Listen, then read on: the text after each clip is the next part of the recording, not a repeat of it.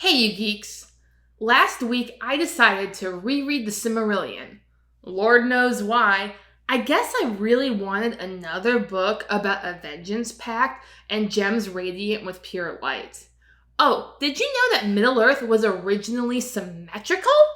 Anywho, I always keep a copy of the Simarillion with me, but rarely read it because it's a hard book to read. How can you read this? There's no pictures. And frankly defies my normal book reviewing conventions. It is a history, not a story, and cannot be divided into normal story parts. Therefore, I'm going to give 6 thoughts about the Simarillion in roughly chronological order. Earendil and Valaquenta are a doozy of a way to start a book. Reading of the Songs of the Ainur is like reading Genesis crossed with the Paradiso crossed with Norse mythology, and I only like reading one of those things. I'm sure Tolkien would be delighted at the comparison, and it's truly a marvel of poetic prose. But I'm a very literal person who has trouble comprehending stories that take place out of time, space, and any semblance of the basic laws of physics. The Valaquenta isn't bad to read, but it's not so great in audiobook. Oh, the guy who reads the audiobook sounds like the guy that tells of Monty Python and the Holy Grail. They were forced to eat Robin's minstrels, and there was much rejoicing. So that wasn't at all distracting. The time before elves. 2 chapters into the Simarillion, and we finally start the Simarillion, which repeats much of what has been said before, but slightly more like a story and less like an essay. You can really tell that Tolkien was a professor, though I did like the little passive-aggressive antics of Aula and Yavanna and the making of dwarves and ents. It's moments like these where Tolkien gets me.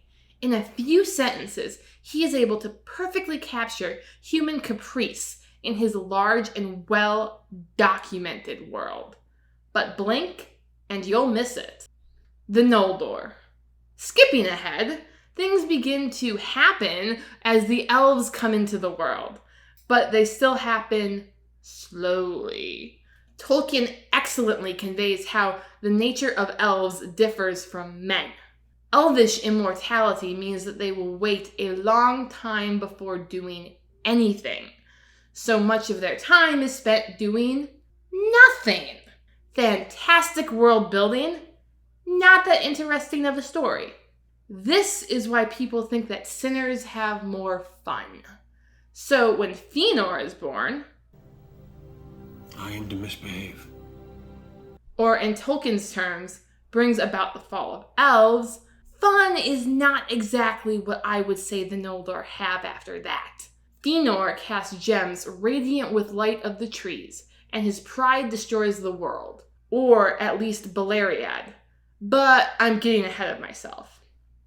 The sun and moon.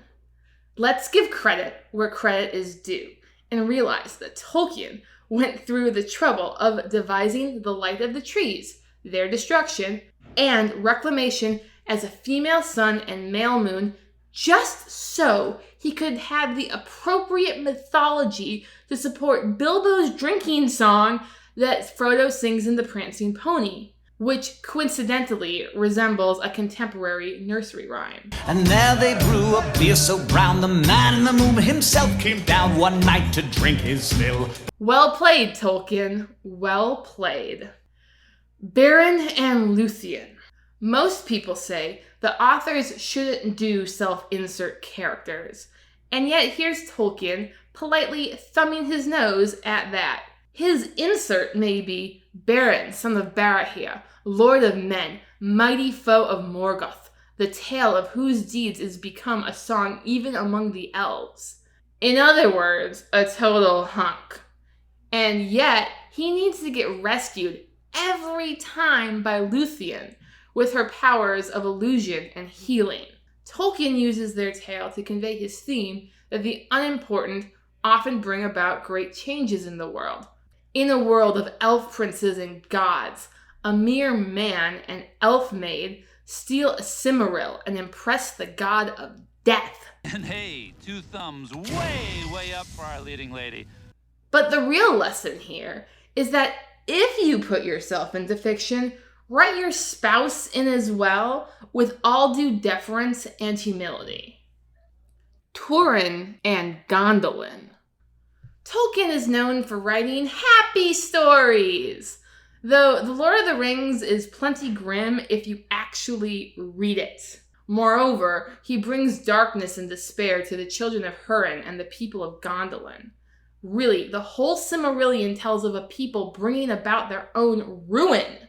Since the coming of men, the sons of Feanor begin to fall rather quickly. But Turin and Gondolin take it to a whole new level. They give epic tales of relatably flawed characters. Maeglin, who brought about Gondolin's fall, was raised by an abusive and controlling father, who, while enraged, killed Maeglin's mother. Turin's battle with the dragon is both exterior against the dragon's might, but also interior against the dragon's guile. A guile which forces Turgon to see himself as a wretch and unworthy of love. This sounds a lot like what we call clinical depression today.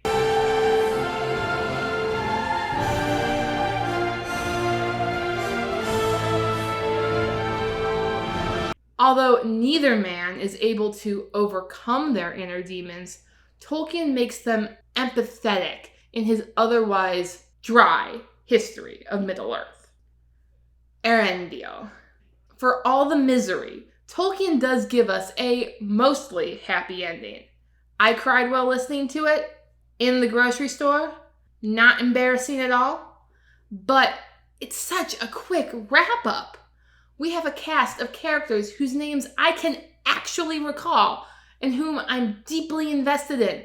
I've seen their innumerable forefathers rise and fall, and yet we only get 9 pages for Earendil to sail to the west, sail back, the final kinslaying, Elwing's flight, Earendil's plea, Earendil sails the sky, the final battle, Earendil slays a dragon, Morgoth's doom, and the redemption of the Eldar.